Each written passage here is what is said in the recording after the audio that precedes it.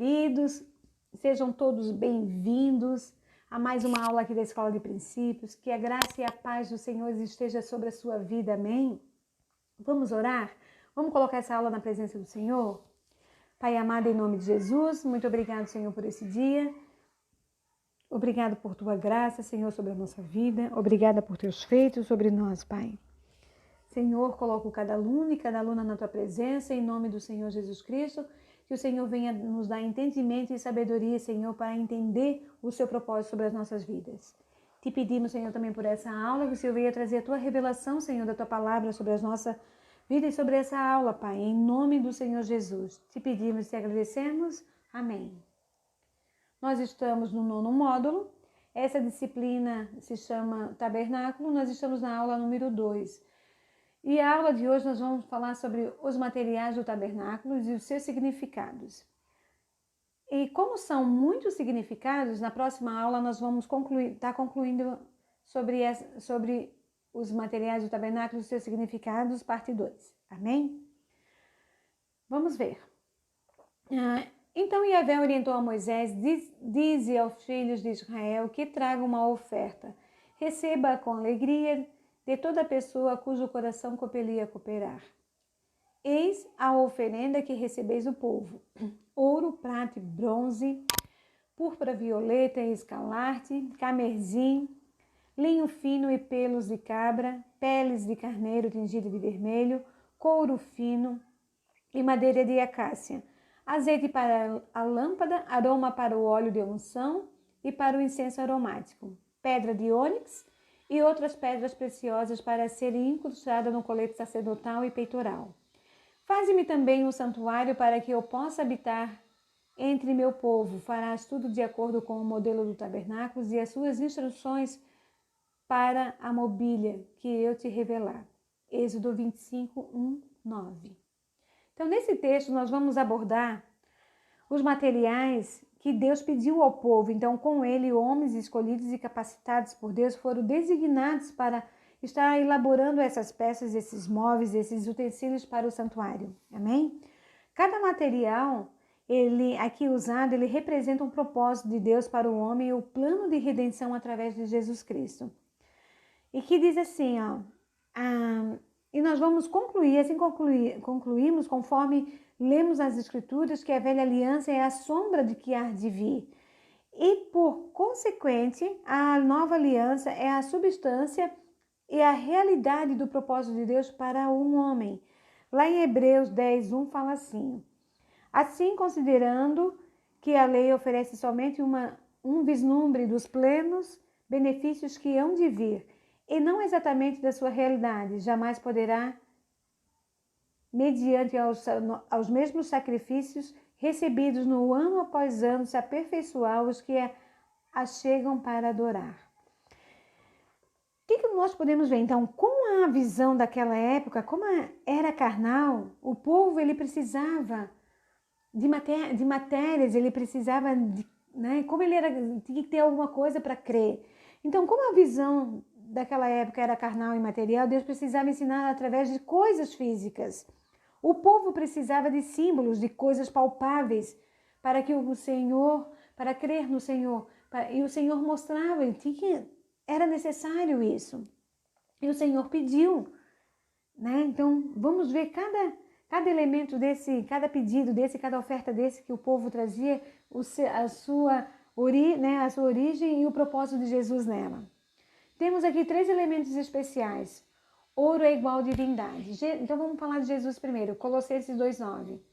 Pois somente em Cristo habita corporalmente toda a plenitude de Deus. E significa também o quê? Poder. Gênesis 41, 42. E Faraó tirou do seu dedo o anel selo e colocou no dedo de José. Mandou que eu vestisse de linho fino e colocou uma corrente de ouro fino em volta do seu pescoço. Vamos ver. A prata significa o quê? Redenção. O povo judeu, ele pagava um resgate pelo pecado para que entre eles não houvesse praga alguma. Êxodo 30, 12 fala assim, quando fizeres recenseamento dos filhos de Israel, cada um pagará a Yahvé um resgate por sua pessoa, para que não haja entre eles nenhuma praga quando os recenseares. E Agora vamos ver o lado de Jesus, né? Lá na época de Jesus, lá da graça. Portanto, estais cientes que não há mediante valores perecíveis como prata ou ouro que fosse resgatado. Do vosso modo de vida vazia e de sem sentido. Legado por vossos antepassados, mas fosse resgatado pelo precioso sangue de Cristo, como de cordeiro sem mácula ou defeito algum, conhecido de fato antes da criação do mundo, porém revelado nesses últimos tempos em vosso favor. 1 Pedro 1, 18 e 19. Em 2 Timóteo 2, no capítulo 2, versículos 5 e 6, diz assim, ó, da mesma forma, nenhum atleta é considerado como vencedor, se não competir de acordo com o regulamento. O lavrador que trabalha arduamente deve ser o primeiro a participar dos frutos da colheita. Vamos ver o bronze. Diz o que é o bronze? Sofrimento ou julgamento. Que diz, enquanto o homem tem pecado, ele não pode aproximar-se de Deus. Ele é santo e perfeito. Jesus esteve nessa condição antevisto por Isaías. Lá em 53, 3 diz assim, pelo contrário, foi desprezado e rejeitado pelos homens. Viveu como um homem de dores, experimentou todo o sofrimento, caminhou como alguém de quem seus semelhantes escondem o rosto. Foi menosprezado e nós não demos a sua importância para a pessoa, não demos importância alguma à sua pessoa. 2. Cortina de linho fino. Significa o quê? Perfeição. Jesus, o homem perfeito e santo. 1 João 3,5. Sabeis igualmente que ele se manifestou para tirar os vossos pecados e nele não há pecado. Em 1 Pedro 2,22 diz, ele não cometeu pecado algum, nem qualquer engano foi encontrado em sua boca. Perfeito, né? Perfeição.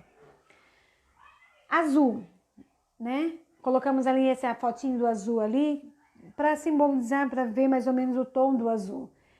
Céu significa Jesus, o Filho de Deus, caráter celestial e a origem de Jesus.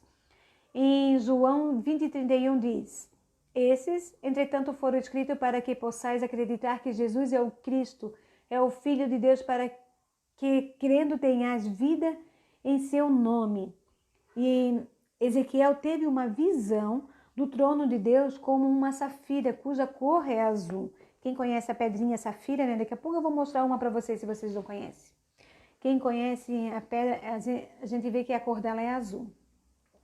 E Ezequiel, ele teve uma revelação e ele escreveu lá no Ezequiel 1, 26, 20, até o 28, diz assim, por cima do firmamento que estava sobre a sua cabeça, havia algo semelhante a um trono, como uma safira. Sobre esta espécie de trono estava sentada uma figura semelhante a um homem.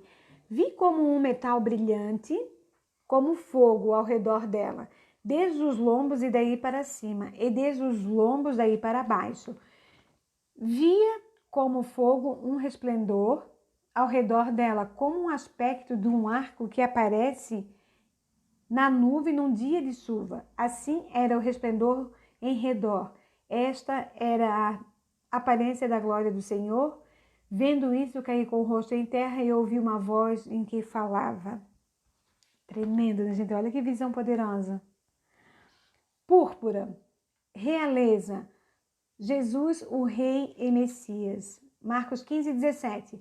Vestiram-na com um manto de cor púrpura real, depois teceram uma coroa de espinho e cravaram sobre a sua cabeça.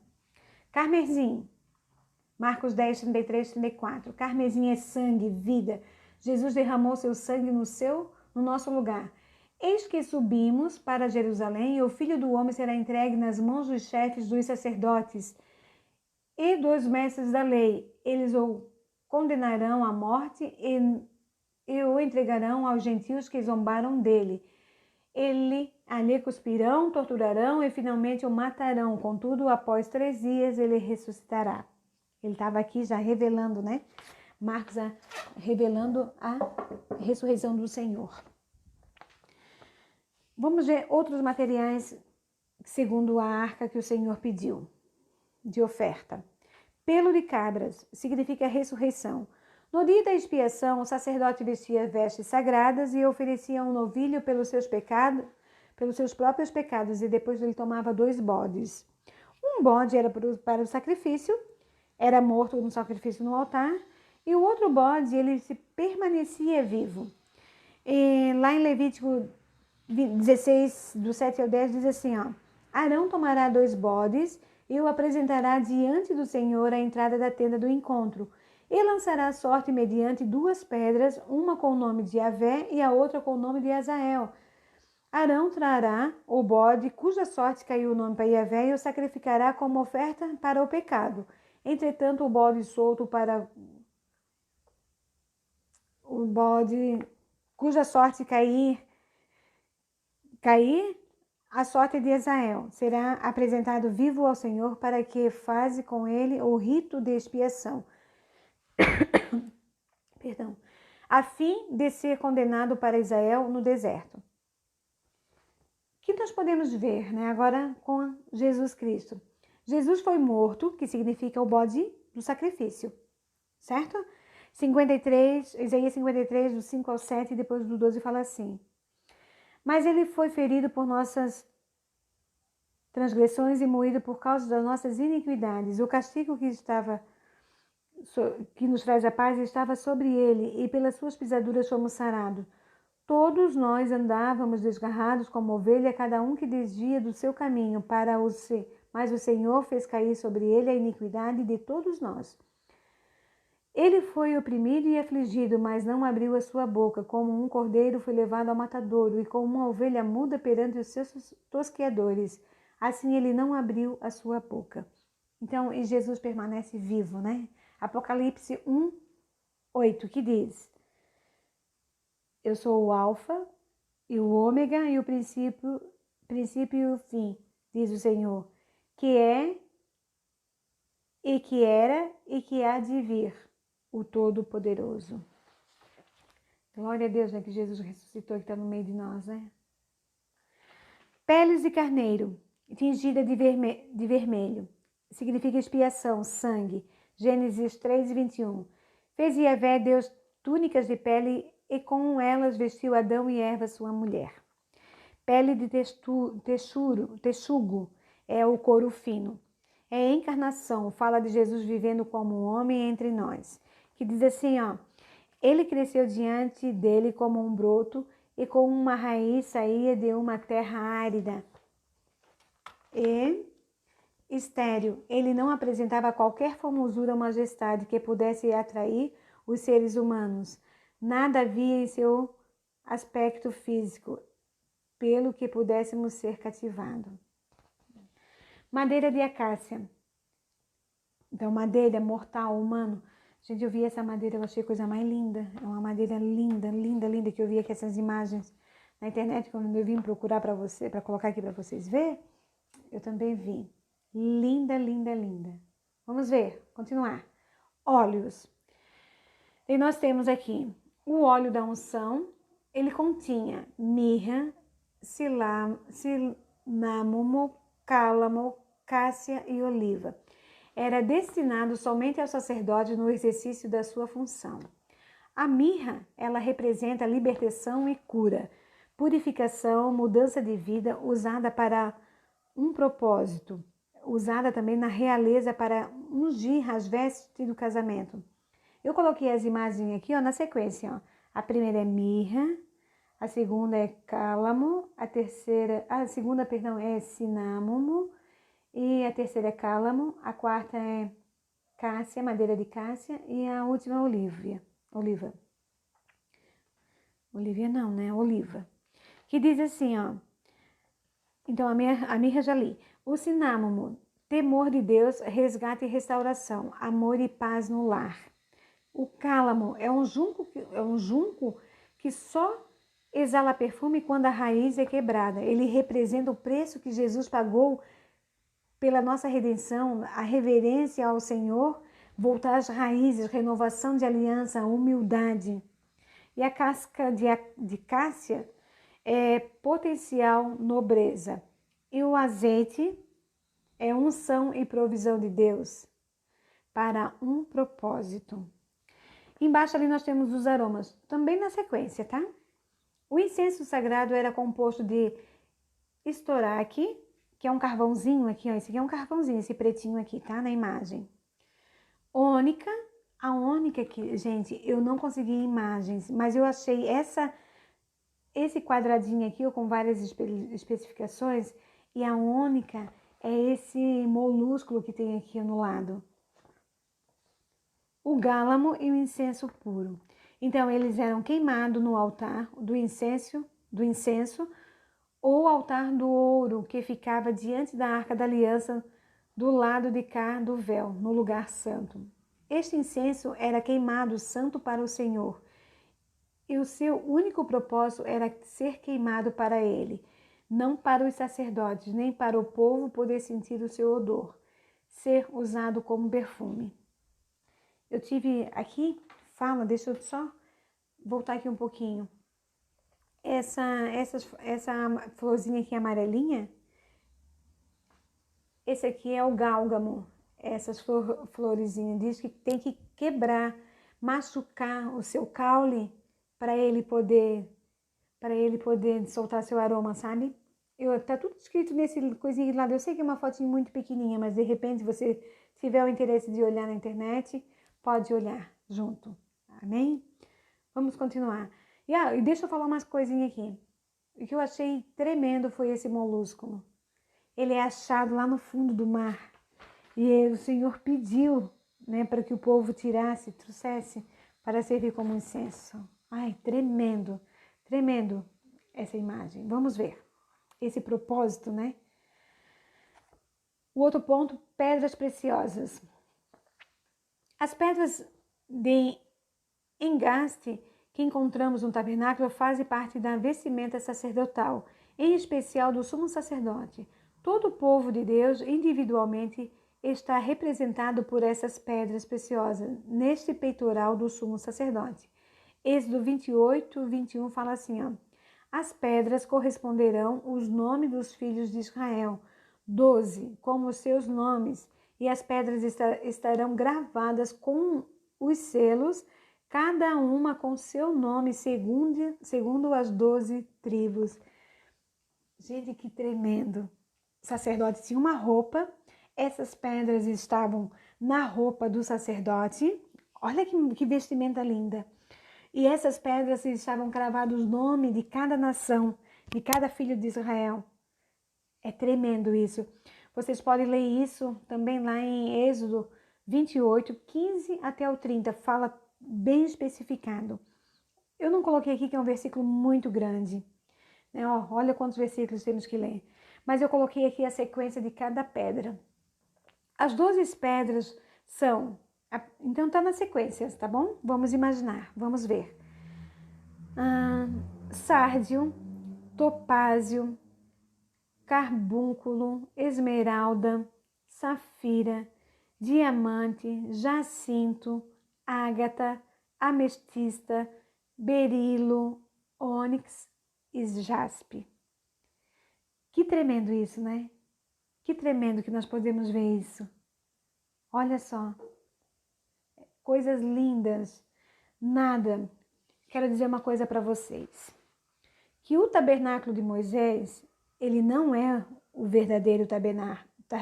Ele não é o verdadeiro tabernáculo. Perdão. O verdadeiro está no céu. Ele não foi feito por mãos de homens. Ele foi feito pela mão de Deus. E o de Moisés é só uma sombra do que há no céu. Como nós vimos na aula passada, lá em Hebreus 8:1, né, que é uma réplica. O Senhor disse para Moisés que faz de acordo com o que eu te mostrarei, que eu quero morar onde? No meio do meu povo. Amém? Que tremenda essa aula. Que você possa refletir cada palavra aqui mencionada.